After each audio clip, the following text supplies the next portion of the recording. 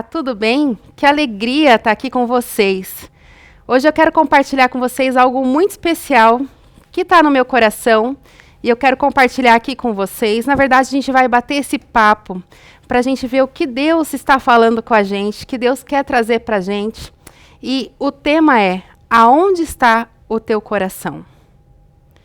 Que pergunta interessante, não é mesmo? Aonde está o teu coração? E a gente precisa olhar para dentro da gente e ver aonde está o nosso coração.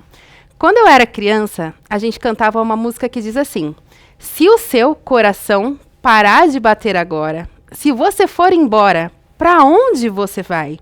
Olha que música profunda. Se o seu coração parar de bater agora, se você for embora, para onde você vai? Você já fez essa reflexão? Se as coisas terminarem agora, para que lugar você iria? Para onde você vai? E é sobre isso que nós vamos refletir nos próximos minutos. Como está o seu coração? Aí onde você está, aí na sua casa, aí no seu trabalho, no seu carro, seja onde você estiver ouvindo ou assistindo esse vídeo. Queria que você refletisse junto comigo. Aonde está o seu coração? Como ele está? O que está dentro dele? O que está tomando conta dele? Será que ele está aflito? Será que ele está triste, amargurado? Ou será que ele está bem, está leve, está feliz? Como está o seu coração? E a Bíblia nos dá diversos versículos acerca do nosso coração, acerca do que a gente precisa fazer com ele, nos ensinando, falando exatamente sobre ele, quem ele é. Lá em Provérbios 4:23 diz assim: acima de tudo, guarde o seu coração, pois dele vem a fonte da vida. Olha que interessante. Guarde o seu coração, pois dele vem a fonte da vida. Jeremias 17:9 diz assim: enganoso é o coração, mais do que todas as coisas, e desesperadamente corrupto. Quem o conhecerá? E Salmo 51:10 diz: cria em mim, ó Deus, um coração puro, renova dentro de mim um espírito estável. É claro que essa metáfora do coração que eu li nesses textos, elas não se referem a essa máquina que bate dentro da gente aqui do lado esquerdo do nosso peito. Não é isso que o texto está querendo nos dizer. Mas é a representação de algo. E a representação das nossas emoções. O coração, nesse caso, representa as nossas emoções. Representa quem nós somos. E o que a gente mais escuta nesse mundo é: segue o seu coração. Se joga nisso ou naquilo, segue o seu coração. É assim que você é ensinado, é assim que a gente ouve o tempo todo. Na contramão do evangelho, como sempre, porque o evangelho está sempre na contramão, a gente é ensinado a seguir o nosso coração, onde a palavra de Deus nos ensina completamente o contrário. A palavra de Deus nos mostra que a gente tem que fazer o contrário. Não seguir o nosso coração, mas guardá-lo para o Senhor, para que a gente haja certo. E quantas pessoas a gente já viu seguindo o coração?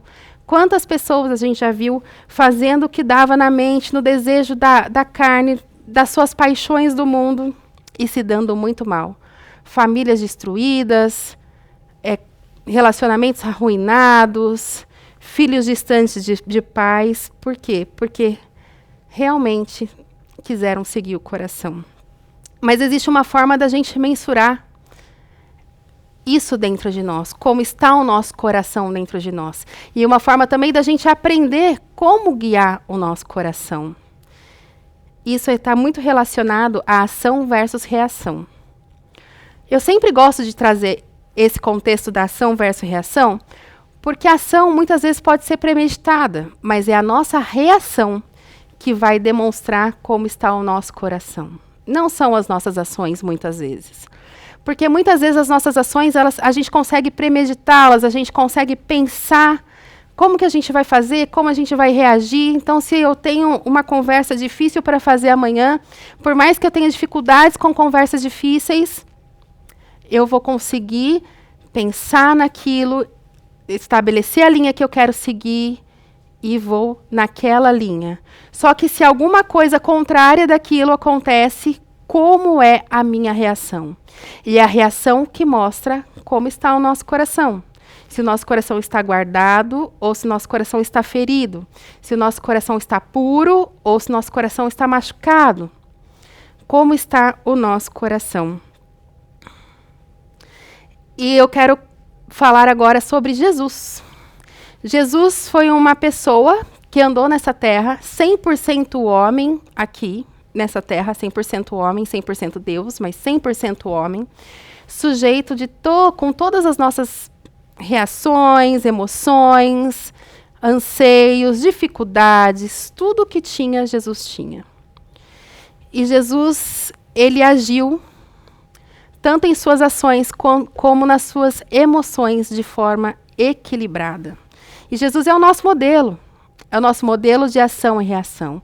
É o nosso modelo de coração, o nosso modelo de emoção. E é essa emoção que a gente que a gente precisa seguir. Jesus não foi 100% racional o tempo todo. Ele não foi 100% premeditado o tempo todo. Assim ele podia ser, mas ele não foi assim. Quer um exemplo disso? Quando Lázaro morre e Jesus fica sabendo da notícia e ele chora, certamente ele não falou assim, agora o protocolo manda eu chorar a morte de um amigo. Então dá licença aqui que eu vou chorar para cumprir o protocolo. Não. O choro de Jesus foram as emoções dele, demonstrando aquela tristeza naquele momento. E isso é maravilhoso, a gente encontrar esse equilíbrio. Que às vezes a gente fica triste, sim, chora uma perda, chora alguma coisa. E isso é completamente normal. E o próprio Jesus age dessa forma, de forma emocional. Jesus no Getsemane, quando ele estava com muito medo, quando ele estava para ser preso com muito medo, que ele chega aos discípulos que estavam dormindo e fala, poxa vida, vocês nem para orar comigo vocês oram. Era Jesus nas suas emoções, dizendo, poxa, eu estou com medo, me ajudem, porque eu estou com medo.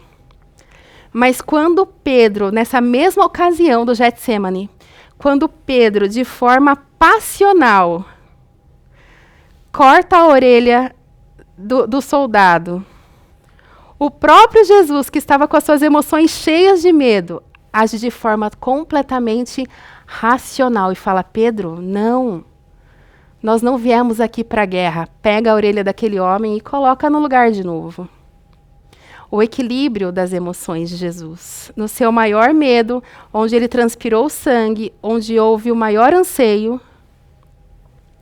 Jesus, ele transforma aquilo em uma forma racional e a sua reação é curar aquele homem, por mais que aquele homem estava ali para machucá-lo, por mais que aquele homem estava ali para prendê-lo. Olha que interessante, esse caminhar de Jesus entre as emoções, entre o coração de Jesus. E às vezes a gente coloca Jesus, como quando ele esteve aqui na Terra, parece que nada disso aconteceu com ele, mas ele foi sujeito como eu e você somos hoje. E o nosso caminho é sermos parecidos com ele. Nós temos ele como referência e o coração dele como referência. Como estão as nossas reações? Chorar a morte de um amigo, chorar uma perda, é completamente natural, é completamente saudável, necessário muitas vezes, e assim Jesus nos mostrou. Mas reagir em paz, aonde ninguém age com paz, em paz com você, é completamente necessário, completamente racional. As emoções precisam, em alguns momentos, ficarem de lado. Porque quando o coração está bem guardado, quando o coração está protegido, as nossas emoções ficam de lado. E a gente não pode ser nem 100% razão e nem 100% emoção. Por muitas vezes a gente fala, enquanto o mundo fala, segue seu coração, ou seja 100% emoção. Muitas vezes na igreja a gente ouve muita gente falando, mas a Bíblia fala que o culto é racional. E é verdade, o culto é racional. A gente precisa ter entendimento, saber tudo o que está se passando. A gente sabe de tudo que a gente faz. Tudo é intencional, tudo tem um propósito e a gente sabe exatamente tudo o que a gente faz. Mas encontrar esse equilíbrio, como Jesus nos mostra, entre outras passagens, mas quando Jesus nos mostra na sua palavra, encontrar esse equilíbrio em momentos difíceis. Quando Judas vem trair Jesus, Jesus encontra com Judas e fala: Judas, meu amigo, por que você fez isso? De forma racional. Porque talvez se ele fosse agir de forma emocional, se o coração dele tivesse fora do contexto, não tivesse guardado no Pai, se o coração dele não tivesse guardado em Deus, protegido em Deus, talvez ele não chamaria Judas de amigo. Se o coração dele não tivesse protegido em Deus, talvez ele falaria: ô Pedro, isso mesmo, vamos matar esses caras aí porque eu tô com medo, a minha emoção é de medo, o meu sentimento é de medo. Então vamos matar esses caras e a gente resolve isso. Mas o coração dele, o coração do nosso modelo, o coração daquele que a gente se inspira, daquele que a gente segue, era um coração protegido, era um coração guardado pelo Pai, que equilibrava ação e reação, e equilibrou ação e reação o tempo todo que esteve nessa terra. Equilibrou tanto a ponto da gente ir para a cruz e entender racionalmente que aquela dor e aquele abandono era necessário por mim e por você. Então, que o nosso coração seja guardado, o nosso coração seja protegido pela palavra de Deus e pelo nosso maior modelo de equilíbrio, que é o Senhor Jesus. Então, todas as vezes que você vai reagir a alguma coisa, porque a reação ela é inesperada, a reação é algo que acontece e que você não espera, que o seu coração seja tão guardado na palavra de Deus, tão guardado em Jesus, que a sua reação seja parecida com Ele. Que você consiga raciocinar antes de agir. O grande segredo de guardar o coração é raciocinar antes de agir. E é a sua reação que mostra o quanto seu coração é guardado nele. Não é a sua ação, muitas vezes. Se a sua ação já está cheirando mal, e aí a gente precisa rever tudo, né? Você precisa rever o seu coração, sondar o seu coração. Mas a sua reação racional demonstra o quanto seu coração está guardado nele. Mesmo você passando por situações emocionais, encontrar esse equilíbrio é o que é a melhor forma da gente guardar o nosso coração. Porque não somos 100% razão, não somos 100% emoção, mas somos a junção porque Ele nos fez assim. Ele colocou, o próprio Deus nos fez assim, nos deu o raciocínio, nos deu a razão, mas também colocou todas as emoções necessárias para nós. E Provérbios 3, de 5 a 6, diz assim: confie no Senhor de todo o seu coração e não se apoie nos seus caminhos e nem nos seus entendimentos. Reconheça o Senhor em todos os seus caminhos e Ele endireitará as suas veredas. Ou seja, coloque as suas emoções no Senhor e não se apoie no seu intelecto. Não se apoie só no seu raciocínio. E Ele vai endireitar o seu caminho. Então, que Deus te abençoe. Eu queria que você abaixasse sua cabeça agora, se você pode, se não se mantém em silêncio. E eu quero orar por você, antes de eu ler o último versículo. Pai, em nome de Jesus, Senhor, que a nossa mente e nosso coração, ó Deus, sejam guiados pelo Teu Espírito, Pai.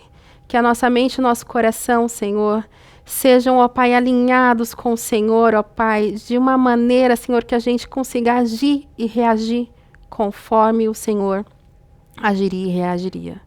Espírito Santo de Deus, esteja conosco, ó Pai, ajudando, Senhor, as nossas ações e reações. Esteja, Pai, sondando os nossos corações, ó Deus. E se tudo que há em nós, ó Pai, que precisa ser mudado, Senhor, a gente pede agora, Senhor, que o Senhor mude.